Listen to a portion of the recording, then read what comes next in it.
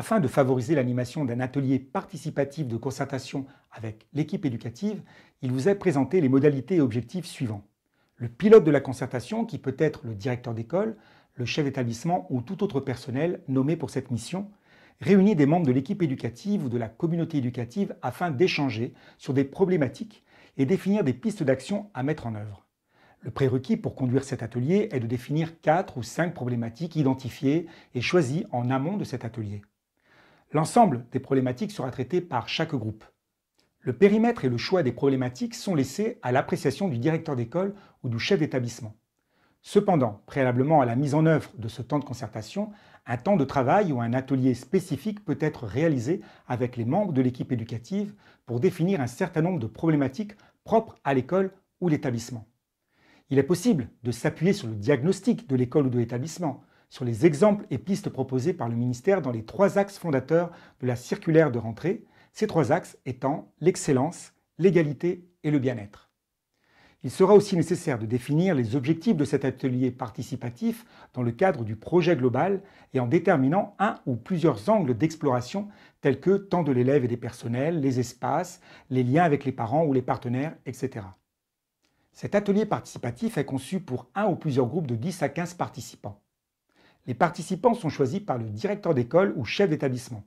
Ce sont des membres de l'équipe éducative, enseignants, personnels de l'école ou de l'établissement, des membres de la communauté éducative, parents d'élèves, collectivités territoriales, élèves, partenaires locaux, etc.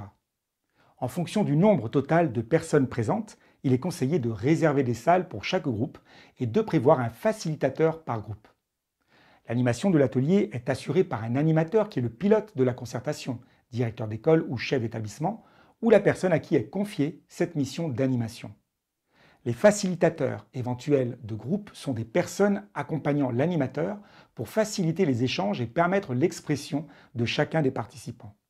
La liste des problématiques a été déterminée en amont de cet atelier et le nombre de sous-groupes dans chaque groupe de 15 à 20 participants dépendra du nombre de problématiques.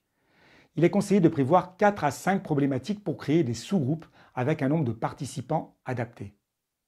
Concernant le matériel de l'atelier, pour chaque groupe, il est conseillé d'avoir une salle pour chaque groupe de participants avec un espace de vidéoprojection, 4 à 5 enveloppes par groupe en fonction du nombre de problématiques préalablement définies et une enveloppe par problématique. 30 feuilles blanches au format A4 ou A5 sont nécessaires pour les activités en sous-groupe. Une affiche collective type format A3 servira à la synthèse de chaque groupe et bien sûr des stylos. Concernant la préparation des espaces, une salle sera dédiée pour rassembler tous les participants en plénière. Dans cette salle, un vidéoprojecteur permettra d'écrire la synthèse des groupes dans un fichier texte projeté aux participants lors de la restitution. La salle de mise en activité pour chaque groupe doit comporter des tables regroupées en îlots de 4 à 5 places, des chaises pour les participants, un vidéoprojecteur ainsi qu'un espace pour échanger debout en binôme.